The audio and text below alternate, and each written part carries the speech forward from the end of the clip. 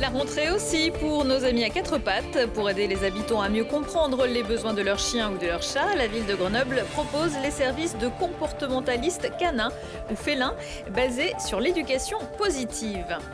Après 2 ans d'annulation pour cause de Covid, la foire de Beaucroissant a repris du service ce week-end.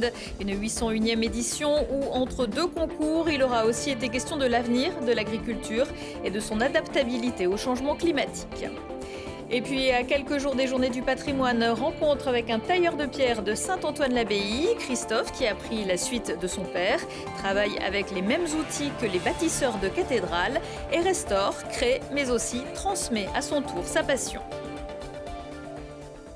Bonsoir à tous, ravi de vous retrouver dans ce JT du lundi 12 septembre 2022.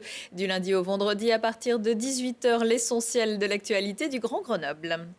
Bien-être animal, réduction de leur souffrance et intégration dans la ville, c'est l'un des dadas de la municipalité grenobloise qui s'est d'ailleurs dotée d'une conseillère municipale déléguée à la condition animale, Sandra Krief, et qui permet aussi à ses agents de venir travailler avec leur animal de compagnie.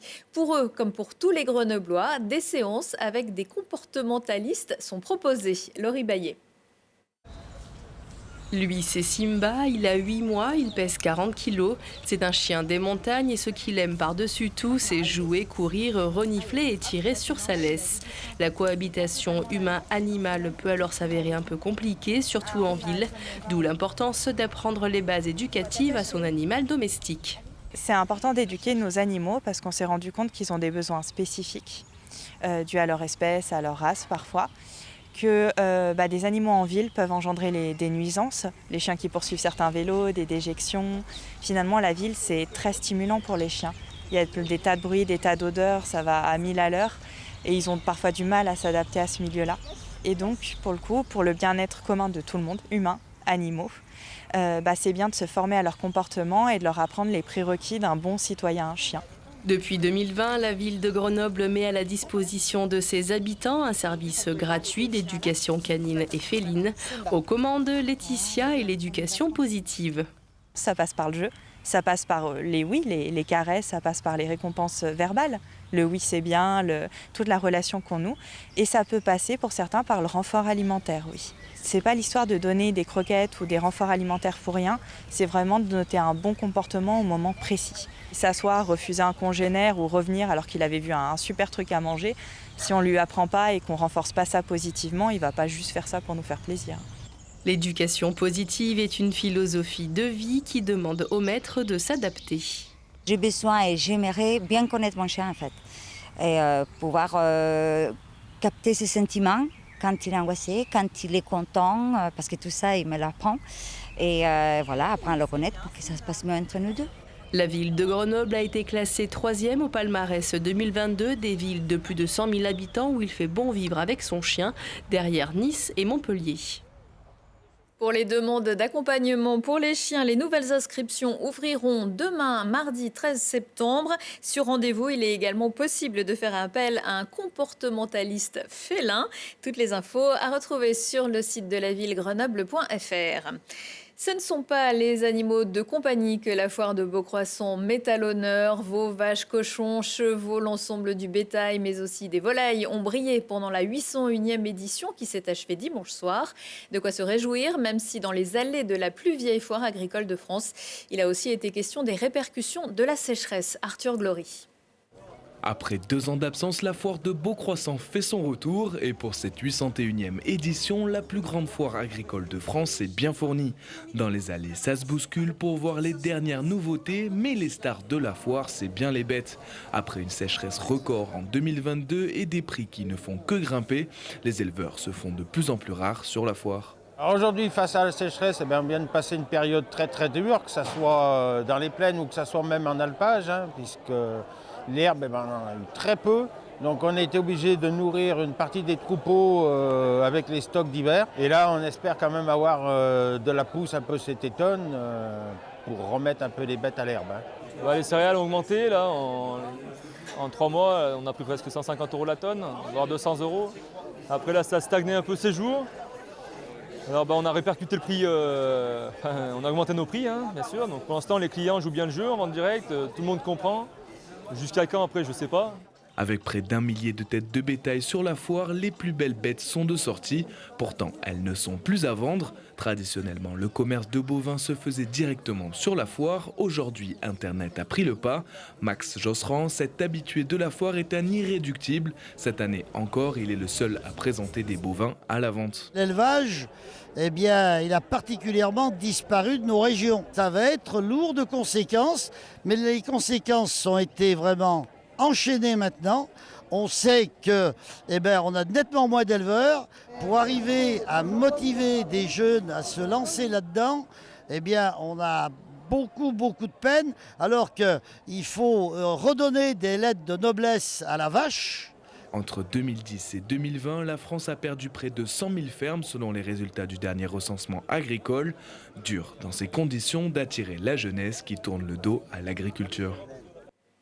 Petite sœur de la foire d'automne, la foire de printemps de Beaucroissant est prévue les 22 et 23 avril 2023. Un homme de 68 ans a fait une chute mortelle dimanche matin au Montéguy. Le sexagénaire avait pris la tête d'une des 2 cordées d'un groupe de 5 personnes lorsqu'il est tombé pour une raison indéterminée. Après une vingtaine de mètres de chute, il a violemment heurté la paroi. Les travaux de purge de la falaise vont se poursuivre cette semaine au-dessus de la RD 1075 entre Vorep et la Buisse. Les récents orages et pluies ont raviné les sols et augmenté les risques de chute de roches qui avaient déjà vu leur végétation disparaître dans un important incendie début août. Résultat, le département de l'Isère a décidé de poursuivre les travaux de sécurisation et de fermer cette portion de route entre ce mardi 8h et vendredi midi. Un alternat sera par la suite mis en place durant plusieurs jours. Pas un week-end de libre en septembre. Les événements s'enchaînent après la Beaucroissant. Le prochain grand rendez-vous, ce sont les Journées du patrimoine. L'occasion d'aller faire un tour à Saint-Antoine-l'Abbaye avec de nombreuses visites. Classé parmi les plus beaux villages de France depuis 2009, le village possède encore toute son architecture médiévale avec ses maisons en torchis, en galets ou en molasses sur lesquelles a notamment travaillé Christophe Chevènement et ses élèves de l'atelier des bons œuvriers. Éléonore Pointeau. L'abbaye de Saint-Antoine, c'est la promesse d'un voyage dans le temps. Et Christophe, c'est le gardien du temps avec cette pierre qui a traversé les siècles. Dure, abrupte, la roche est un témoin du passé. Et Christophe lui rend son histoire avec lenteur et justesse du geste. J'arrive pas toujours à contrôler comme je veux. C'est-à-dire que c'est elle qui, des fois, m'emmène un petit peu où elle le souhaite. Donc il faut essayer de jamais aller contre la pierre, mais d'aller avec. Donc là, au début, dès que je fais des essais, mes premiers coups, en fait, je vais très vite voir si ça va aller ou pas, ou si elle ne va pas être facile. Christophe s'est joué de 200 outils, des instruments qui ont traversé les siècles, accompagné les bâtisseurs de cathédrales, avec chacun leur propre musique. Tous les bâtiments religieux ou non que l'on peut trouver, généralement, se font avec ces 3 outils, ce qu'on appelle la broche. La gradine, qui est une succession de petites broches qui va permettre aussi de rentrer dans la pierre, mais un peu moins que la broche. Puis le ciseau qui va me permettre d'affiner. Depuis 1998, il restaure les pierres, leur donne une autre beauté. De la création à la reproduction, Christophe trouve toujours l'inspiration pour faire vivre la pierre. Je vais donner un coup et je vais faire en sorte d'harmoniser les ombres pour vraiment mettre en valeur ce que j'ai fait. Donc c'est exactement pareil. Donc je joue, en fait j'essaye sans arrêt de donner du mouvement, plus ou moins dur, plus ou moins tendre. C'est toujours des contrastes entre quelque chose de plus ou moins féminin ou masculin, et c'est cet accord entre les deux qui va faire quelque chose d'artistique. Un métier de patience et de précision que Christophe tient de son père lui-même, tailleur de pierre. Comme un art martial, il s'apprend petit à petit.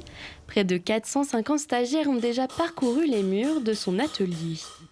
Et l'aspect transmission des savoir-faire, pour moi, c'est quelque chose qui est très important, puisque garder pour soi les acquis, c'est pas intéressant.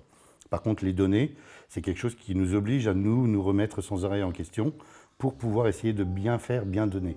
Donc pour moi, c'est vraiment quelque chose que j'aime et que j'apprécie. De la patience, ce n'est finalement pas grand-chose quand une œuvre est éternelle.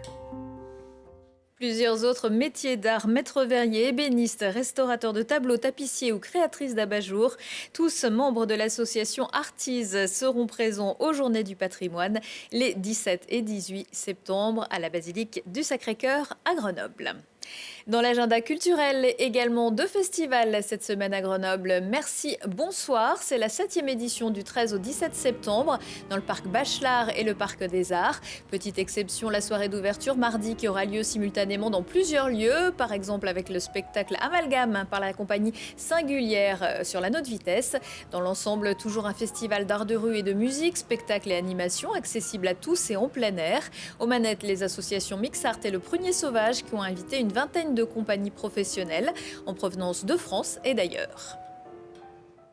Le centre-ville donne pour sa part voix aux fenêtres jusqu'au 18 septembre. C'est le nom de ce festival proposé par l'équipe des musiques créatives du Sud. Un parcours vocal dans le quartier Saint-Laurent et rue Chenoise. On notera Armande Ferry-Vilcek en dialogue avec Laurent Berger à Bouffol et Antonio Placer. Ce sera mardi soir au Café des Arts. Avec aussi des chants corses, sardes, d'Occitanie, espagnol, français et même une masterclass sur les chants dauphinois. Ce qu'il faut retenir de l'actualité sport, c'est que les Brûleurs de Loups sont éliminés de la CHL, la Coupe d'Europe de hockey, battus par Berlin et par les Tchèques de Mansfield au match aller et retour, sont pourtant démérités dans cette poule la plus élevée de la compétition.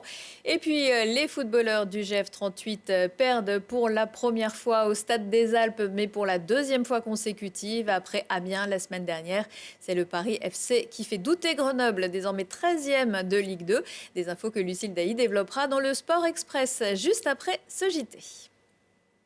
Retour de l'actu dans 1 heure et en replay sur télégrenoble.net. On se quitte avec les très belles images de l'Ultra Trail du Vercors qui s'est couru samedi au terme de 89 km et 4500 mètres de dénivelé positif.